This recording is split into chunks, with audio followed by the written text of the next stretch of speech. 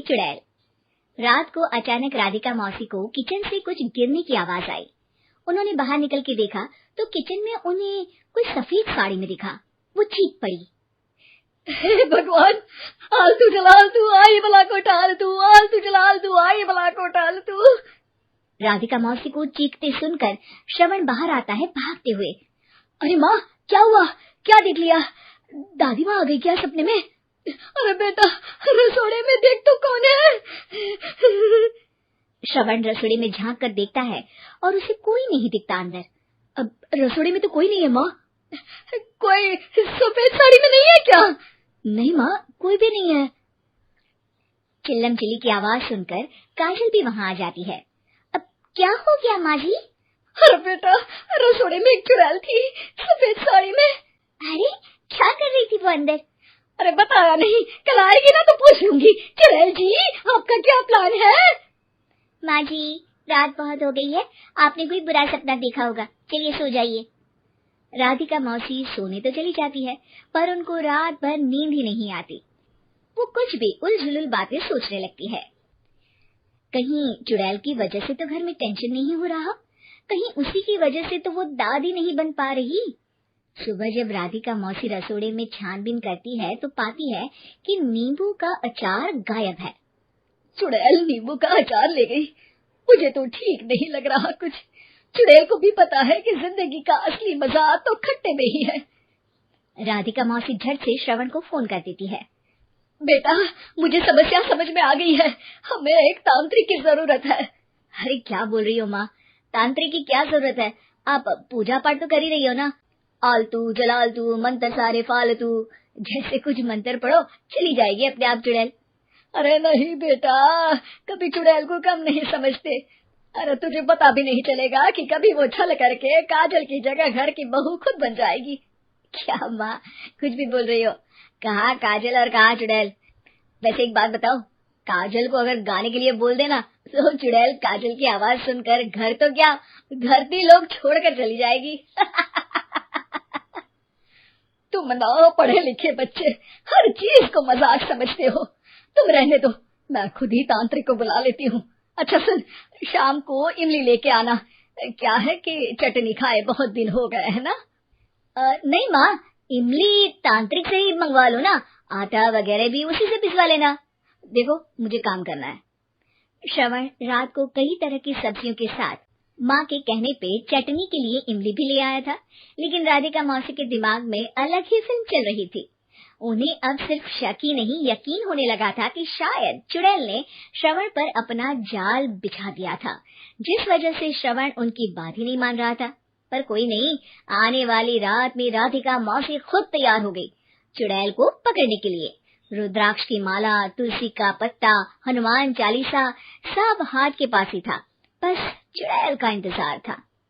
और जैसा राधिका मौसी ने सोचा था वैसा ही हुआ। वो चुड़ैल उस रात भी आई, पर वो राधिका मौसी से तेज निकली और राधिका मौसी के उससे पकड़ने के पहले ही वो भाग खड़ी हुई। जरूर बहू पे साया है उस चुड़ैल का, तभी तो श्रवण के कमरे में गई है। और अगली सुबह राधिका मौसी पिछली रात हुए हमले में किन चीजों का नुकसान हुआ उसका हिसाब लगा रही थी। उनके खेमे से एक आम के अचार की शीशी भी गायब हो चुकी थी और वो इमली भी जो कल श्रवण लेकर आया था। राधिका मौसी इस बारे में सोच ही रही थी कि श्रवण जल्दी से रसोड़े में आकर दवाइयों की पोटली ढूंढने लगता है। अरे बेटा, क्या हो गया? अब माँ, वो काजल की तबीयत खराब है, बहुत घबराहट हो रही है उसे। हे भगवान, मैंने पहले ही कहा था कि तांत्रिक को बुला लेते हैं, पर नहीं।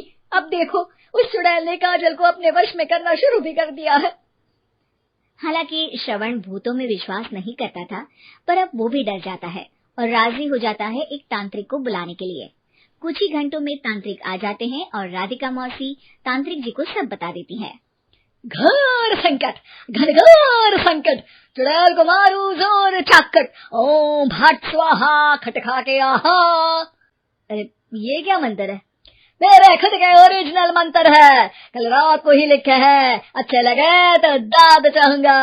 एक और मंत्र सुनो। अर्ज किया है आब्राकडाब्रा, दिल्ली बम्बई आगरा, चंदा मामा सोवरले, सुरन मामू जारा। ये मंत्र है? अरे कोई 40 वालीसा पढ़ो ना। वक्त कम है, 40 नहीं पड़ेंगे, 20-25 में काम चलाना पड़ेगा।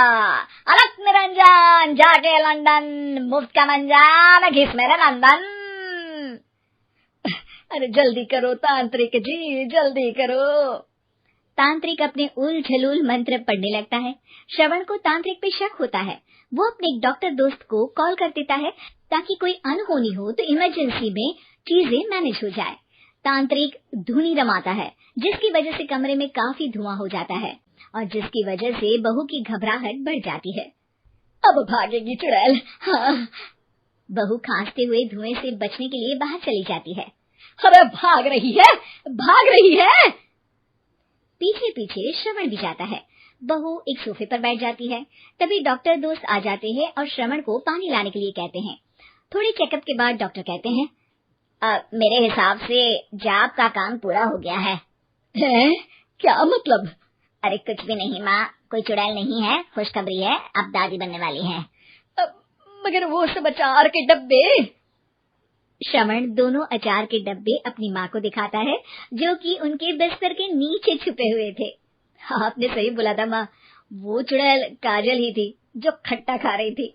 हमें कल ही पता चला, पर हमने आपको ये तांत्रिक वाला काम करने दिया ताकि आपको भरोसा हो जाए कि भूत वगैरह कुछ होता ही नहीं। अच्छा, ये तो बड़ी खुशी की बात है। पर बेटा मुझे एक झाड़ू तो ला दे। क्यों माँ? ये तांत्रिक का भूत उतारती हूँ मैं। अब तांत्रिक राधा मौसी के डर से घर से भाग निकलता है और राधा मौसी उसके पीछे भागती है। अरे संकट ये घनघोर है, तांत्रिक मुआ चोर है।